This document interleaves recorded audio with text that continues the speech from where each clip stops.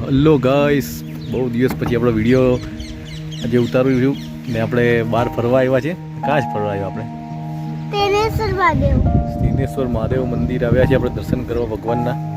ને પાછળ તમે મંદિર જોઈ શકો છો, કેટલું સરસ મંદિર છે, પૌરાણિક મંદિર. તો આ સ્થિનેશ્વર મહાદેવ મંદિર જે આવ્યું છે દાંડી રોડ પર, સુરતની અંદર. સુરતથી બહાર આપણે ભેંસાણ ગામથી જઈએ ત્યાં 10-15 કિલોમીટર નજીક છે ને બહુ પૌરાણિક મંદિર છે, સરસ મંદિર છે ને એકદમ શાંત વાતાવરણ છે. જો આપણે મંદિરની અંદરની કઈ રીતની વ્યવસ્થા છે આપણે બતાવો તમને. મંદિર બહુ સરસ છે. પગના મોજા કાઢી હાથ પગ ધોઈ પ્રવેશવું. મંદિરનું મને લાગે છે હજુ થોડુંક કામ ચાલુ રહે છે.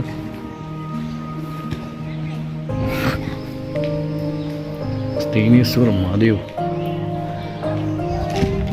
પૌરાણિક કથા જે આખી જો તમે વાંચી લો. સ્કંદ પુરાણમાં તાપી મહોત્સવ આધ્યાત્મની વર્ણન સ્કંદ પુરાણમાં પણ અહીંયા લખેલું છે સ્થિનેશ્વર મહાદેવ કઈ રીતનું અહીંયા સ્થપાયું છે તેનું.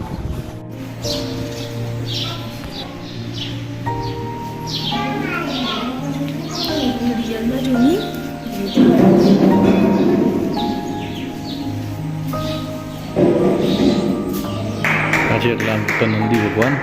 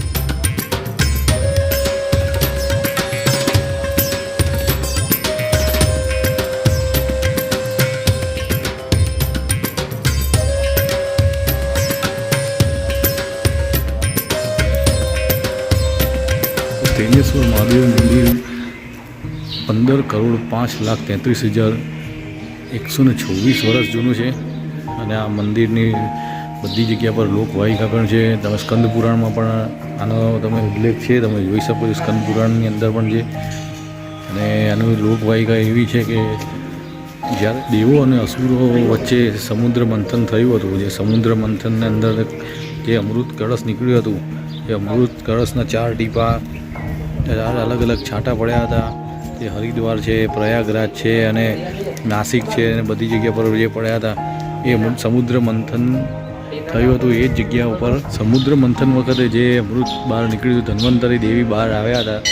ધન્વંતરી દેવીએ કીધું હતું કે જે સમુદ્ર મંથનમાંથી અમૃત બહાર નીકળ્યું છે એમને પ્રાપ્ત કરવા માટે પહેલાં તો સ્નાન કરવું પડશે. સૂર્યપુત્રી તાપીમાં સ્નાન થયું હતું અને એ પછી એમણે જે કળશ જ્યારે મૂક્યું અને સ્નાન કરવા માટે દેવો ગયા ત્યારે દાનવો છલ કપટ કરી અને સાધુનો વેશ લઈ અને આ કળશને લઈ ગયા હતા, અમૃત કળશને.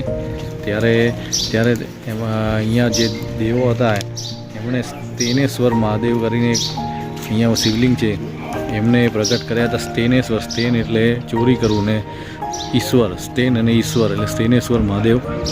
સ્થિનેશ્વર મહાદેવને એ રીતે અહીંયા મૂકવામાં આવ્યું. એમને જે પૂજા કરીને મહાદેવનું શિવલિંગ એમને ઊભું કર્યું.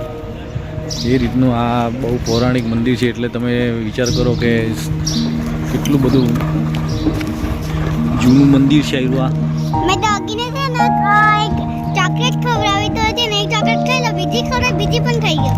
ડોગી ચોકલેટ ખવડાવી તારા દાંત પડી ગયા હોય તો પડી જશે બધા દાંત. તો દાંત બધા ગયા બધા દાંત પડી ગયા તારા? એક પડી ગયા. એકની 2 પડી ગયા છે. એક તો પડ્યો જ. આયરો એક તો પડી ગયો. તો જોયું આ કેટલું જૂનું મંદિર છે. સમુદ્ર મંથન વખતનું મંદિર છે. સમુદ્ર મંથન વખતે દેવોએ અહીંયા શિવજીને પ્રગટ કર્યા હતા. એ શિવલિંગ છે. તમે ખાસ કરીને અહીંયા આવો, મસ્ત જગ્યા છે, સારી એવી ને આજુબાજુ ખુલ્લું વાતાવરણ પણ છે. અને ખાસ કરીને અહીંયા શિવરાત્રિ હોય કે બીજું કોઈ સોમવાર હોય ત્યારે અહીંયા આવો, સરસ આરતી પૂજા એ બધું થાય છે.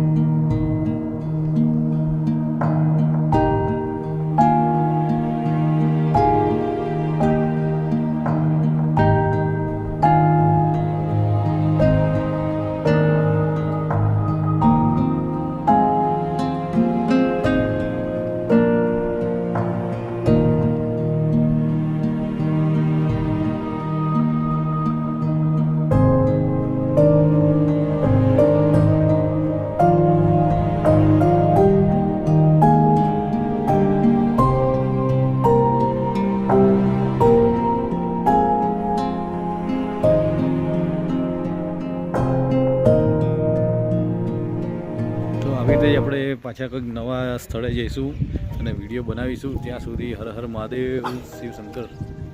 ચલો, good bye, take care.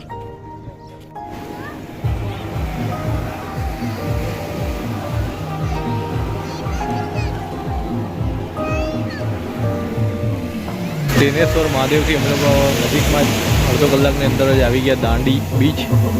Olpad Dandi beach છે આ. હજુ અહીંયા સુધી પાણી છે આજે એકદમ નજીક. હમણાં જ 10 દિવસ પહેલાં અહીંયા સી ફૂડ ફેસ્ટિવલ ગયો, તમે કદાચ ધ્યાન હશે તો. અને પાછળ જો હજુ સી ફૂડ મળે જ છે બધી જગ્યાએ. ઢોલ નગારા સાથે બધું અંદર બીજે મૂકેલું છે અને સી ફૂડ છે. પબ્લિક બી સારી આવી છે બધી. હજુ પબ્લિક બધી આવી છે બધી બેસવા, કારણ કે એકદમ જ નજીક દરિયો ને આ રોડ છે એકદમ. પાછળ તમે ઢોલ નગારા વાગતા હશે. નાનો એવો સરસ બીચ બનાવ્યો છે ગામડા લોકો મજા આવે એવું છે અહીંયા દાંડી બીચ. ખાસ કરીને આવો તમે અહીંયા દિનેશ્વર મહાદેવ અને ત્યાંથી નજીક જ છે એકદમ બીચ. અહીંયાની સાંજે બેસવાની બહુ મજા આવે. અમે લોકો બેસીશું અહીંયા, ભૂંગળા બટાકા ખાઈશું. તો ચલો આપણે પછી મળીએ પાછા બીજા વિડીયો.